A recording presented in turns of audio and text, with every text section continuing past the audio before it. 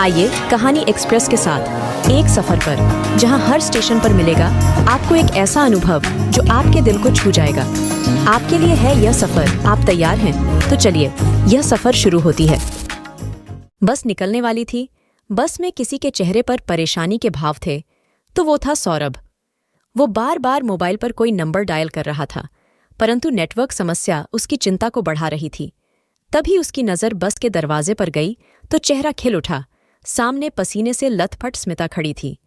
इधर उधर देखने के बाद सौरभ के पास आकर बैठ गई। ड्राइवर हॉर्न देने के साथ गाड़ी को आगे बढ़ाया। छुट्टी में कॉलेज के लड़के तथा लड़कियां ऐतिहासिक स्थलों के भ्रमण हेतु निकले थे। सौरभ और स्मिता एक ही वर्ग में थे। दोनों की भावनाएं एक दूसरे को स्पर्श कर रही थीं। अभी नदी या सागर का रूप नहीं लिया था। सारे लड़के तथा लड़कियां कभी न खत्म होने वाले बातों में व्यस्त थे, और बस कभी सरपट भागती, कभी हिचकोले खाती चल रही थीं। सौरभ और स्मिता एक दूसरे को रास्ते में आने वाली पुरानी इमारतों, पहाड़ों तथा जंगल के बारे में बता रहे थे। दोनों बेहद उत्साहित, ऐसे जैसे कोई महान विश्लेषक हो। ये उनके बीच पनप रहे प्रेम का प्रथम पायदान था। तभी बस एक स्थान पर रोका गया। सभी को सूचित किया गया कि बस में कुछ खराबी आ गई है, जिसे ठीक करने में करीब 2 घंटे लगेंगे। तब तक सभी कुछ खा ले। उस टीम के किसी सदस्य ने राय दी कि आगे आधा किलोमीटर दूर एक गांव है, वहां पहुंचकर खाना खा ले पानी भी मिल जाएगा। सभी ने हामी भरी और गांव की ओर चल पड़े। गांव पहुंचकर सभी ने खाना खाया और बस का इंतजार करने लगे। कुछ देर बाद पता चला कि बस के ठीक होने में अभी और वक्त लगेगा, तो सभी लड़के लड़कियां इधर उधर चल पड़े घूमने के लिए। सौरभ और स्मिता भी एक तरफ चल पड़े। खेत सरसों के फूल रूपी चादर ओढ़े हुए था। यह प्रेम का अद्भुत नज़ारा दोनों के मन में कई फसलों को जन्म दे रहा था। कुछ दूर जाने पर एक खंडहर दिखाई दिया। यह कोई गाथा कह रहा था जो उसके दीवारों पर लिखे शब्दों में बसा था। दीवारों पर लिखे शब्द ने हलचल मचा दी, और उत्सुकता से भरकर सभी विद्यार्थी उस जगह पर आ चुके थे। उसमें से एक ने पढ़ना शुरू किया। देश को आज़ाद हुए कुछ ही वर्ष बीते थे। इस परगना के जमींदार के यहाँ एक बेटे का जन्म हुआ। पिता कुंज बहादुर ने अपने बेटे का नाम राय बहादुर रखा। जमींदारी प्रथा तो नहीं कहा जा सकता, पर जमींदारों की पैठ अब भी थी, और आसपास के गांवों में राय सुरमा गांव के जमींदार कुंज बहादुर की गहरी पैठ थी। वैसे तो दरवाजे पर हाथी घोड़ों तथा नौकर चाकर की कमी नहीं थी, पर पैठ बनाने के लिए जमीन जायदाद ही काफी नहीं होता, बल्कि व्यक्ति हृदय से भी भरा होना चाहिए, और ये गुण उनमें था। उनका व्यक्तित्व उदारवादी था, परंतु परंपरा को मानने में सख्त थे, तथा राय बहादुर की माता धर्मपरायणा थी। क्योंकि कुंज बहादुर का ज्यादातर समय अपने तथा लोगों के मसले सुलझाने में खर्च होता था, इसलिए राय बहादुर पर ज्यादा मौं का प्रभाव रहा। 6 वर्ष की आयु प्राप्त होने पर उसे विद्यालय भेजने की बात चली, लेकिन स्कूल नंदन गांव में पड़ता था, जो 8-10 किलोमीटर दूर था। कुंज बहादुर का एक विश्वास पात्र था, गोबना। वैसे तो उसका नाम गोविंद था, पर इस नाम से शायद खुद को भी कभी न पुकारा हो, तो गोबना को भार सौंपा गया। राय बहादुर को लाने और ले जाने के लिए उसी रास्ते गोबना का गांव पड़ता था, तो वो जाते समय अपनी बेटी दुलारी को भी साथ ले लेता। हालांकि निम्न वर्ग में पढ़ने पढ़ाने का ज्यादा चलन नहीं था, फिर भी कुछ लोग इसका महत्व समझते थे। उन्हीं में से गोबना भी था। साथ आते जाते राय बहादुर और दुलारी के बीच गहरी दोस्ती हो गई थी, जो दुलारी की मौं को खटकने लगी थी। भविष्य की चिंता उसके शरीर में सिहरन पैदा कर देती थी। कई बार उसने गोबना को इस बारे में चेताया भी था, परंतु गोबना इन कोमल हृदय में शूल नहीं उगाना चाहता था। तब तक कंडक्टर ने आकर कहा कि बस ठीक हो गई है, लेकिन कहानी पूरा किए बिना कोई जाना नहीं चाहता था, तो ड्राइवर और कंडक्टर दोनों आकर बैठ गए। सौरभ और स्मिता के दिमाग में उन दोनों की दोस्ती और वो पंक्ति कि गोबना इन कोमल हृदय में शूल नहीं उगाना चाहता था घूम रहा था। दोनों साथ बोल उठे। उसके बाद क्या हुआ? दोनों के संवेद स्वर से सबकी निगाहें उन पर टिकी। दोनों झेंप गए।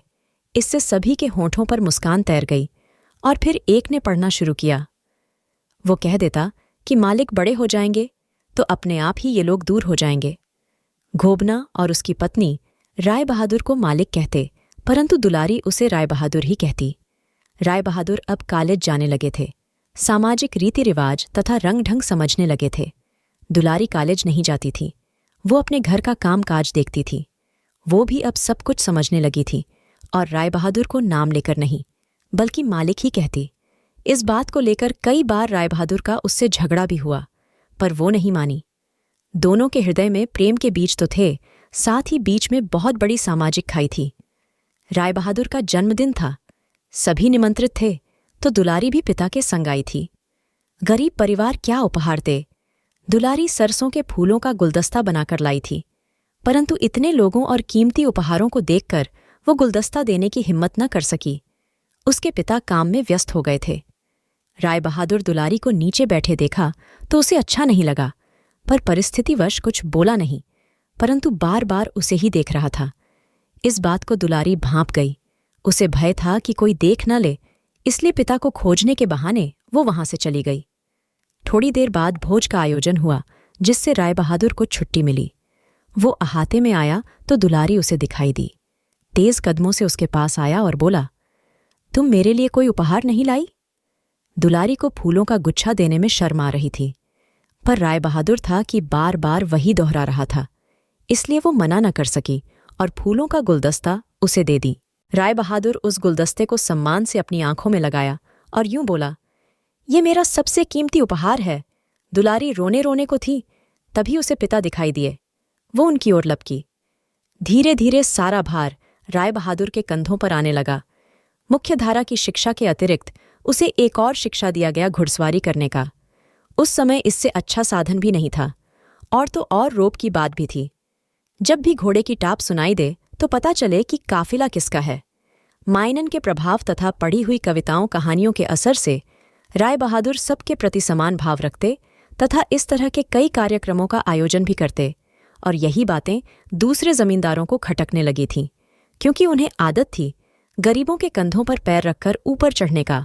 कई बार तो धमकी भी दी गई, परंतु राय बहादुर पर उसका असर नहीं हुआ। दुलारी भी राय बहादुर के कार्यों को सुनती और सराहती तथा अपनी बिरादरी में वो भी अलग जगाती। घर में काम करते समय जब भी घोड़े की टाप उसके कानों में पहुंचती, वो दौड़कर अहाते में आती और राय बहादुर को नहीं देखती तो लौट जाती।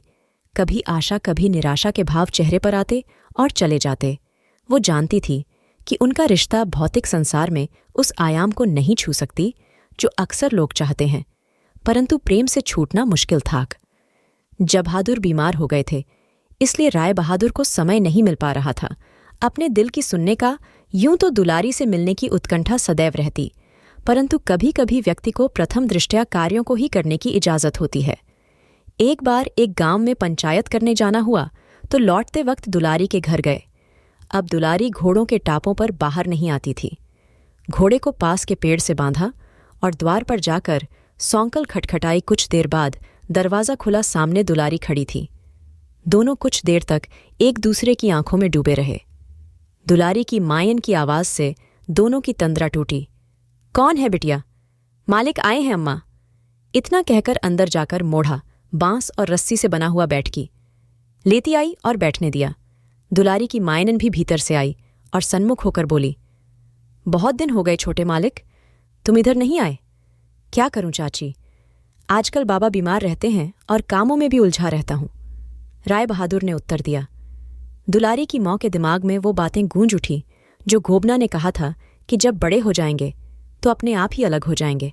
अच्छा, मैं चाय बनाकर लाती हूं। ऐसा कहकर वो अंदर चली गई। इसी बहाने दुलारी की माँ उन दोनों को अकेला छोड़ना चाहती थी। बरगद को पता होता है कि पौधों का दुख क्या है। कहानी को विराम देकर चाय नाश्ता करने लड़कियों का दल एक तरफ तथा लड़कों का दल दूसरे तरफ निकले। उत्सुकता सभी के भीतर इतनी थी कि जल्दी ही सभी लौट आए। स्मिता सरसों के फूलों की माला बना लाई थी, जो मौका मिलते ही सौरभ को दे दी। सौरभ भी अंजुलि भरकर सरसों के फूल ले आया था, जो स्मिता को समर्पित कर दिया। दोनों की आंखों में एक अलग ही चमक दिखाई दे रहा था।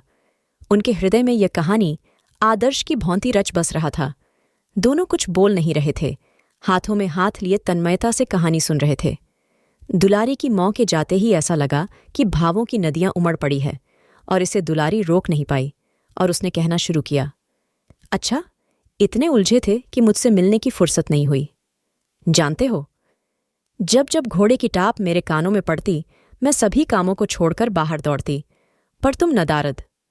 राय बहादुर, मैं तुम्हारा अपराधी हूं, मैं स्वीकार करता हूं। दुलारी, इस तरह के वाक्यों से तुम छूटना चाहते हो और अपने आप को उच्च स्थान देना चाहते हो? राय बहादुर, नहीं दुलारी, इसमें उच्च स्थान की बात ही नहीं है। हम दोनों एक ही राह पर हैं। स्त्री पुरुष की भांति सोचो या प्रेमी प्रेमिका की। दोनों में वाक युद्ध चल ही रहा था कि दुलारी की मायनन आवाज लगाई, चाय बन गई है बिटिया। दुलारी चाय लेती आई और फिर बोली, चलो, माना बहुत व्यस्त थे, पर इतने की एक चिट्ठी तक न लिख सको। राय बहादुर गंभीरता से बोले, चिट्ठी किसके हाथ भेजता? हमारी बदनामी होती और उन लोगों को मौका मिल जाता जो ताक में बैठे हैं। मैं ना आ सका, लेकिन तुम तो आ सकती थी। दुलारी लंबी सांस लेकर बोली, समय पंख लगाकर उड़ चला है मालिक। अब मैं बच्ची नहीं रही कि बाबा की उंगलियां पकड़कर चला जाऊं। ऐसा लगता था कि शब्दों के बाण तूनीर में भरे हुए हैं और खाली होने के लिए आतुर हैं।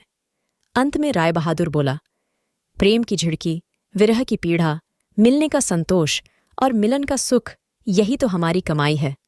दुलारी कुछ नहीं बोली। कभी कभी चुप्पी शब्दों से ज्यादा तेज और तीखी होती है। दोनों के बीच अब चुप्पी ही रह गई थी। वहां से आने के बाद राय बहादुर अपने कामों में व्यस्त हो गए। उसे समाज के उत्थान की धुन सवार थी। दोनों के भीतर जो एक मूर्ति बन गई थी, उसे अपने हृदय में बह रहे प्रेम की गंगा से स्नान ही करा सकते थे। राय बहादुर गरीब तथा निम्न वर्ग के जो लोग थे, उनके भीतर जो स्वाभिमान की आग दबी पड़ी थी, उसे प्रज्वलित करना चाहते थे, परंतु अभी तक असफलता ही हाथ लगी थी। कहते हैं कि जब तक व्यक्ति को रोटी नहीं मिलता, तब तक उसे किसी भी चीज की सुध ही नहीं रहती। हार मानकर बैठे रहने वालों में से राय बहादुर नहीं थे। वे लगातार सभाएं करते और इसमें दुलारी भी बढ़ चढ़कर हिस्सा लेती। दूसरे विरोधी जमींदारों ने मिलकर राय बहादुर और दुलारी के बारे में अफवाह फैलाने लगे, जिससे इस आंदोलन की आग ठंडी पड़ जाए। परंतु इससे राय बहादुर तनिक भी अपने पद से नहीं हटे और दुलारी तो पहले ही अपने आप को न्योछावर कर दी थी। उसे किसी बात की चिंता नहीं थी। उल्टे यह घटना ने आग में घी डालने का काम किया। जो लोग रोटी की चिंता करते थे, अब इस आंदोलन में शामिल हो गए। इसका एक कारण और भी था कि कुंज बहादुर अभी जीवित थे और उसके सानिध्य में जो छोटे छोटे जमींदार पले बढ़े थे, वे मुखर रूप से विरोध नहीं कर रहे थे। पढ़ने वाले ने पानी पीने के लिए जैसे ही कहानी को विराम दिया, सभी की तंद्रा टूटी, सभी मंत्रमुग्ध हो सुन रहे थे और अब सभी के मुखमंडल पर एक ही प्रश्न दिख रहा था, आगे क्या हुआ? थोड़ी देर होने पर उसने पढ़ना शुरू किया। आंदोलन से सभी के भीतर एक एक दिया जल गया था, लेकिन उसी वक्त एक दुर्घटना घटी। कुंज बहादुर का देहांत हो गया। उसके बाद से छोटे छोटे जमींदार भी फण फैलाने लगे। उनमें भी कुछ ऐसे थे जो राय बहादुर के साथ थे, परंतु ज्यादातर संख्या विरोध में थी। हर युग में घर का भेदी होता है। एक शाम कुछ लोग आए और राय बहादुर से कहा, मालिक, आप हमारे यहां नहीं आए। हमारी बस्ती के लोग भी आंदोलन में शामिल होना चाहते हैं। अगर आप चलें तो वे लोग तत्क्षण ही चल पड़ेंगे। राय बहादुर चल पड़े उन लोगों के साथ। यह बात जब दुलारी को मालूम हुआ तो आनन फानन में कुछ लोगों को साथ लेकर चल पड़ी। राय बहादुर का घोड़ा आगे बढ़ता जा रहा था। तभी एक जगह जाने पर राय बहादुर को खतरा का एहसास हुआ। तभी एक तीर सामने से आई, जो उसके दाएं हाथ में लगी वह गिरते गिरते बचे। वहां एक मजदूर काम कर रहा था। उसने जब ये सब देखा तो झट से घोड़े के पास आया और राय बहादुर को धक्का देकर झाड़ी की ओर कर दिया और खुद घोड़े पर सवार हो गया। फिर राय बहादुर की तरफ देखकर बोला, मालिक की जय। उधर दुलारी भी लोगों के साथ वहां आ गई थी। लोगों ने कहा कि तुम मालिक को लेकर जाओ। दुलारी राय बहादुर को लेकर दूसरी तरफ निकल गई और आगे जाकर कोशी में कूद गई। वहां कुछ लोग नाव लेकर तैयार थे। वहां से राय बहादुर को लेकर अपने गांव अपनी बस्ती गई। कुछ लोग बस्ती के बाहर पहरा देने लगे। दुलारी उसका मरहम पट्टी कर रही थी। उसके आंखों से मोती जैसे आंसू छलक आए। राय बहादुर ने उसकी ओर देखा और बोला, यह तो एक यज्ञ है दुलारी, और इसमें आहुति देनी होती है। अगर यही बात है तो आपसे पहले मेरी आहुति होगी। दुलारी बोली। फिर चुप्पी उस माहौल को साध गई। अगले दिन खबर मिली कि राय बहादुर से जो घोड़ा ले गया था उसकी मृत्यु हो गई तथा सारे आक्रमणकारी मारे गए। वह मजदूर जिसका नाम गोपाल था, उसके यहाँ गए अंतिम संस्कार के बाद उसकी पत्नी से मिले। उसकी पत्नी ने कहा, ये तो उनका फर्ज था मालिक, आप गम न करें, अब भी आपका रहना जरूरी है। इस घटनाक्रम ने बहुत लोगों को जगाया, परंतु संपूर्ण जागृति बाकी थी। राय बहादुर संग्राम नहीं चाहते थे, इसलिए वहां के तहसीलदार को पत्र लिखकर सारी घटनाओं की जानकारी दी और मदद मांगी। तहसीलदार का उत्तर भी संतोषजनक था। कहानी सुनकर सभी के भीतर नए नए भाव जन्म ले रहे थे और पूरी कहानी सुनने के लिए उत्साहित थे। कहानी के साथ साथ सौरभ और स्मिता के बीच का संबंध भी गहराता जा रहा था। शाम होने वाली थी, इसलिए सभी चाहते थे कि जल्दी कहानी खत्म हो। एक ने पढ़ना शुरू किया। एक दिन सभा का आयोजन हुआ। उसमें कुछ महिलाओं ने भाषण दिया और कुछ पुरुषों ने, फिर दुलारी ने भाषण दिया और अंत में राय बहादुर भाषण देने आए। भाइयों और बहनों, हमारा जन्म किस जाति में हुआ है या किस कुल में हुआ है, इस पर तो कोई हमारा पहरा नहीं है, परंतु जीवन को कैसे जीते हैं यह हमारे हाथ में है। भूख लगती है तो हम सभी खाते हैं, नींद आती है तो हम सभी सोते हैं, प्यास लगती है तो हम सभी पानी पीते हैं, बिना किसी भेदभाव के। सभी अपने अपने तरीके से काम करते हैं, परंतु परतंत्रता नहीं होना चाहिए। आप में से कोई किसी के यहाँ गाय, बैल, घोड़े, हाथी संभालता है, कोई किसी के यहाँ माली का काम करता है, तो वह काम है, लेकिन उसमें गुलामी के भाव नहीं होने चाहिए। उसी समय गोली चलने की आवाज आई, परंतु राय बहादुर के सामने दुलारी आ गई। वो नीचे गिरी, तभी एक और गोली चली और राय बहादुर के सीने को पार कर गई। सभी उस ओर मुड़े जिस तरफ से गोली चली थी और उस आदमी को पकड़ लिया गया। राय बहादुर ने उसे मारने के लिए मना किया और आप नीचे गिर गए। उधर पुलिस का काफिला की आवाज सबको सुनाई दी। सभी विरोधियों को पकड़ लिया गया। राय बहादुर ने कहा, इस यज्ञ में पूर्णाहुति हो गई, दुलारी पूर्णाहुति हो गई।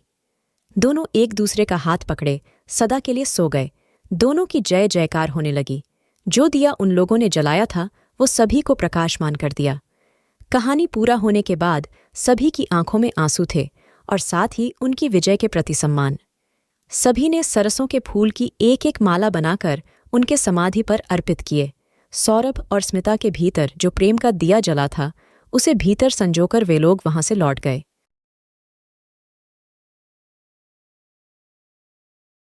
पूरी वीडियो देखने के लिए आपका बहुत बहुत धन्यवाद। अगर आपको हमारी कहानियां पसंद आ रही हैं तो वीडियो को लाइक करें और हमें आपकी मदद की बहुत ज़रूरत है। हमारे चैनल में सब्सक्राइबर बहुत कम है, तो हमारे साथ जुड़िए, हमारे चैनल को सब्सक्राइब करिए। इससे हमें और भी अच्छे अच्छे कहानियां बनाने के लिए मोटिवेशन मिलेगी और आप और बेहतरीन कहानी सुन पाएंगे। आप और भी बेहतरीन शानदार कहानियां सुनना चाहते हैं तो हमारे चैनल कहानी एक्सप्रेस को सब्सक्राइब करना ना भूलें। धन्यवाद।